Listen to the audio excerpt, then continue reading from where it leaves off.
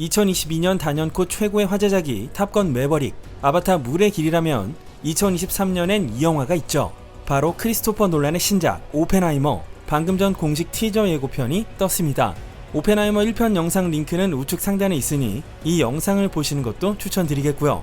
바로 들어가 보시죠. 여러분은 지금 기묘한 케이지를 보고 계십니다. And our imaginings horrify us.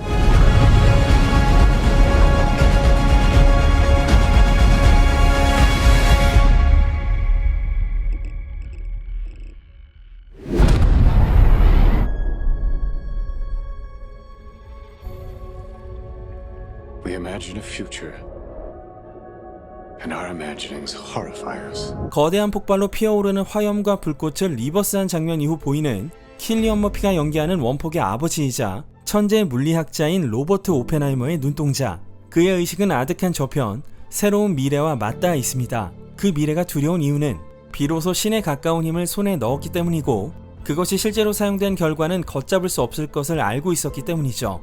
이곳은 어딜까요? 극비리에 이루어진 핵무기 개발 기획, 맨하탄 프로젝트가 진행된 뉴멕시코주에 있는 로스앨러모스 국립연구소일지도 모르지만 어쩌면 트리니티 실험 베이스 캠프가 아닐까 싶습니다. 트리니티는 인류 최초의 핵무기의 암호명인데요. 기독교의 삼위일체가 유래라는 소문이 돌자 오펜하이머는 자신이 좋아하는 존 댄이라는 작가의 시에서 따왔다고 밝힌 바 있습니다. 트리니티 테스트를 위해선 주변에 사람이 전혀 살지 않는 고립된 장소가 필요했고, 뉴멕시코주 소코로 남동쪽에 있는 한 사막을 실험 장소로 결정. 근처에 160명가량의 인원을 수용할 숙박시설과 연구시설을 갖춘 베이스 캠프를 만들게 됩니다. They won't fear it until they understand it. And they won't understand it until they've used it. 오펜하이머는 전선이 주렁주렁 달린 어떤 물체 앞에 서 있습니다. 이것의 명칭은 가젯. 가젯은 도구 또는 장치를 의미하는데요. 폭탄이라고 불리면 스파이를 통해 정보 누설이 일어날 것이라고 판단해 경계의 목적으로 붙여진 이름으로 관계자들이 의사소통을 할 때도 폭탄이 아닌 가젯이라고 불렸습니다. 애초에 폭탄으로 보이지 않았던 외형도 특징인데요. 플루토늄을 둘러싼 폭약이 동시다발적으로 정확하게 터져 중심부를 압축해야만 확실하게 핵 분열 반응을 일으켜 초임계 상태가 되기 때문에 점화 장치와 폭약들을 연결한 케이블들이 뒤엉켜 있습니다. 이 압력 전달 방법이 렌즈를 통해 빛을 모으는 것과 비슷해서 이 기술의 이름은 익스플로시브 렌즈라고 불렸고요. 최종 조립은 실험장 근처에 있는 목장에서 했기 때문에 그곳으로 예상이 됩니다. 이 가젯은 일본 나가사키에 투하된 원자폭탄인 펜맨과 동일한 구조를 갖고 있는데, 펜맨처럼 공중에서 떨어뜨리는 실험을 한 게 아니라 30m 높이의 철탑인 샷타워 위로 올려 폭발시킵니다. 바로 다음 장면에선 사막에 있는 미 육군 화이트 샌즈 미사일 실험장이 비치고 저 멀리 철제 구조물이 보이실 겁니다. 지금 보이는 이 물체도 흥미롭죠. 아까 말씀드린 익스플로시브 렌즈를 하려면 화약의 연소 속도나 다양한 조건이 완전히 일치해야 있고, 당시 화약학 이론으론 이게 어림도 없어서 존 폰 노이만 등 많은 수학자들이 컴퓨터 한 대도 없이 10개월 이상의 시간을 들여 수치를 계산해 보니까 화약 및 점화 장치의 수가 32개인 게 최적이라는 결론이 나옵니다. 그래서 이렇듯 원자폭탄은 32면체의 구조가 되는 것이죠. 이건 당시에 엄청난 기밀이었다고 합니다. 이어서 화염과 입자와 불꽃 등이 음악과 싱크를 정확히 맞추는 연출 이후 핵 캡슐을 조립하는 장면이 나오는데요. 플루토늄 구체가 들어있는 우라늄 슬러그를 삽입하고 있습니다. 긴장감이 역력한 오펜하이머의 모습이고요. Theory will take you only so far. I don't know if we can be trusted with such a weapon. But we have no choice. 다음은 흑백 화면으로 전환되어 나오는 장면. 많은 취재진들이 오펜하이머를 따라오고 있고, 트리니티 실험 이전에 108톤의 폭약을 사용해 예비 폭발 실험을 벌이는 모습. 이때 이후 핵폭발의 위력을 톤수로 말하게 됩니다. 예를 들어 나가사키에 떨어진 펜맨은 TNT 환산으로 21킬로톤, 히로시마에 떨어진 리틀보이는 15킬로톤입니다. 젊은 모습의 오펜하이머가 강의를 하고 있는데요. 그가 32살 때였던 1936년부터 캘리포니아 공대 교수가 되고, 학생들은 오펜하이머를 오피라는 애칭으로 불렀다죠.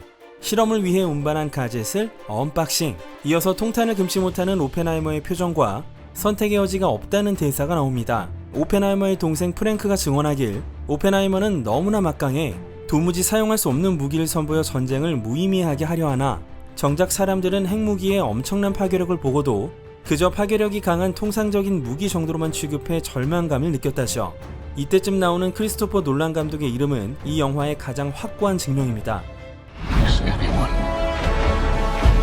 ever to tell the truth about what's happening here? 좀 더 가깝게 찍은 샤타오의 모습, 탑 위로 올라가는 가젯, 복도에 늘어선 사람들 사이에는 긴장감이 감돌고 있습니다.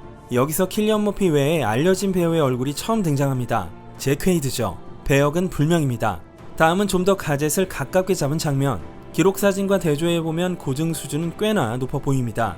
고개를 끄덕이는 남자 옆을 보시면 맷 데이먼이 연기하는 레슬리 그로브스가 모습을 드러냅니다. 그로브스는 워싱턴 DC에 있는 미 국방부 본부, 일명 펜타곤의 건설을 감독하고 맨하탄 프로젝트를 약 6년간 지휘한 인물인데요. 이 인물이 왜 중요하냐? 일본의 원폭을 떨어뜨린 결정을 한 게 당시 미 대통령인 트루먼이었다고 알려져 있었지만 어떤 증거가 발견되어 그로브스라는 사실이 밝혀진 적이 있었거든요. 콜로라도 스프링스에 있는 미 공군사관학교 도서관 서고에서 맨하탄 프로젝트의 내부자가 남긴 인터뷰 테이프가 발견되는데 당시 책임자였던 그로브스의 육성 또한 담겨 있었고, 여기서 그로브스는 이렇게 말합니다. 트루먼 대통령은 일반 시민들 머리 위에 원자폭탄을 떨구려는 군부의 작전을 멈출 수 없었다 라고 말이죠. 게다가 프로젝트가 진행되던 시기 미 대통령이었던 프랭클린 루즈벨트는 전적으로 그로브스에게 이 프로젝트를 맡겼고 이게 진짜 완성될 거라고 확신하지도 않았다죠. 네, 견제와 감시가 없었던 겁니다. 심지어 그로브스는 원폭이 투하되기 2년 전부터 어디에 원폭을 떨굴지 회의를 주최했고 그 회의록에 따르면 목표를 도쿄로 해야 한다고 말한 기록도 있습니다. 그런데 큰 변수가 하나 생깁니다. 루즈벨트 대통령이 사망하고 그 후임으로 트루먼이 온 건데요. 그로브스는 아무것도 모르는 트루먼이 원폭 투하를 결정하는 위치에 올랐다고 생각하고 원폭 개발 과정을 설명하기 위해 딱 24페이지짜리 보고서를 갖고 백악관에 가지만 트루먼은 보고서를 읽기 싫다 라고 말하고 그로브스는 이걸 프로젝트를 속행하라는 뜻으로 멋대로 해석해버립니다. 트루먼은 어질어질한 당시 국제 정세 때문에 다른 것에 신경 쓸 여유가 전혀 없었고 당시 핵무기라는 것 자체가 애초에 인간의 상상 밖에 있었기 때문이기도 합니다.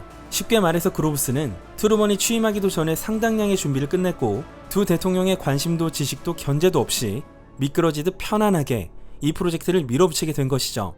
자, 다시 이 장면으로 돌아와 보면 그로브스 준장 옆에 있는 남자의 어깨에는 물방울들이 맺혀 있습니다. 비가 왔죠. 트리니티 실험은 1945년 7월 16일에 행해집니다. 실험이 시작된 새벽 4시부터 뇌우가 몰아쳤고 방사선의 위험에 번개로 인해 폭발이 일어날 가능성도 있었기에 다들 걱정스러운 표정을 짓고 있습니다. 철조망을 치고 전원을 공급, 철로가 보입니다. 그로브스 준장이 만든 전보라는 물건이 있었습니다. 이건 트리니티 실험이 실패할 경우에 플루토늄을 회수하기 위한 240톤짜리 강철 용기로 만약 성공하면 어차피 플루토늄의 연쇄 반응이 일어나 전보는 증발해버리고 실패하면 전보 내부에서만 폭발이 일어나 플루토늄이 흩어지는 걸 막을 수 있다는 거였는데요. 연구원들이 성공을 확신해 결국 쓰지는 않았습니다. 전보는 철로로 운반했었고요.